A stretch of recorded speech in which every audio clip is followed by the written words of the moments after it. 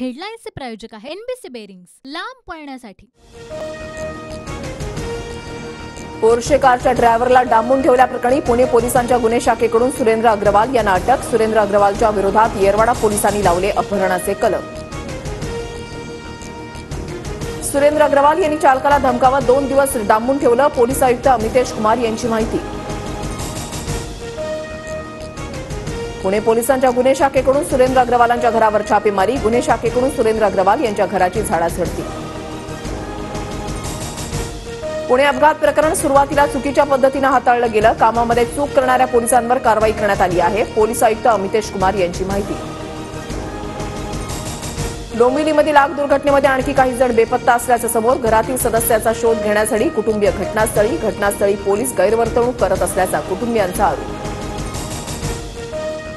डोंबिवलीमधील स्फोट प्रकरणाचा तपास स्पेशल टास्क फोर्सकडे। आरोपी मलय मेहताला 29 तारखेपर्यंत पोलीस कोठडी।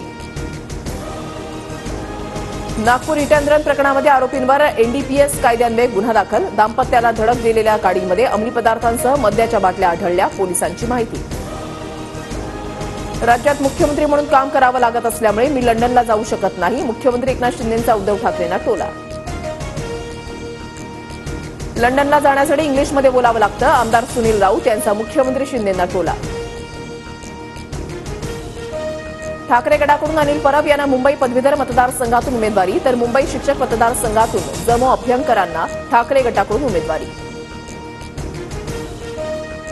कोकण पदवीधर मतदारसंघासाठी भाजपकडून निरंजन डावखरे यांना पुन्हा संधी मिळण्याची शक्यता, तर मुंबई पदवीधर मतदारसंघासाठी शिंदे गटाच्या दीपक सावंत यांच्या नावावर शिक्कामोर्तब होण्याची शक्यता। आज देशात लोकसभेच्या 6व्या टप्प्यासाठी मतदान। उत्तर प्रदेश, दिल्लीसह 8 राज्यातील 58 जागांसाठी मतदान। राहुल गांधी, सोनिया गांधी यांनी बजावला मतदानाचा हक्क। प्रथमच राहुल गांधी, सोनिया गांधींकडून दुसऱ्या पक्षाच्या उमेदवाराला मतदान। दिल्लीचे मुख्यमंत्री अरविंद केजरीवाल यांचं सपत्नीक मतदान। आम आदमी पक्षाच्या स्थापनेनंतर केजरीवाल यांचं प्रथमच दुसऱ्या पक्षाच्या उमेदवाराला मतदान। साताऱ्यामध्ये कोयना खोऱ्यामध्ये अत्यल्प दरामध्ये जमीन खरेदी केल्याचं उघड। गुजरातमधील जीएसटी अधिकाऱ्यासह 13 जणांकडून झाडाणी गावातील 640 एकर जमीन खरेदी। कोल्हापुरातल्या राजापूर बंधाऱ्यावर पोलीस बंदोबस्त। पाणी टंचाईमुळे अज्ञातांकडून बंधाऱ्यातून पाणी चोरी केली जात असल्यामुळे बंधाऱ्याला पोलीस सुरक्षा।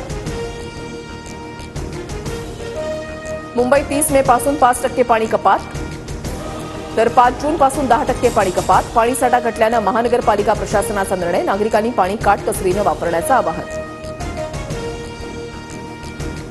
जलवाहिनींच्या दुरुस्तीसाठी नाशिकमध्ये पाणीबाणी। शहरामध्ये आज पाणी पुरवठा बंद, तर उद्या शहरामध्ये कमी दाबानं पाणी पुरवठा होणार।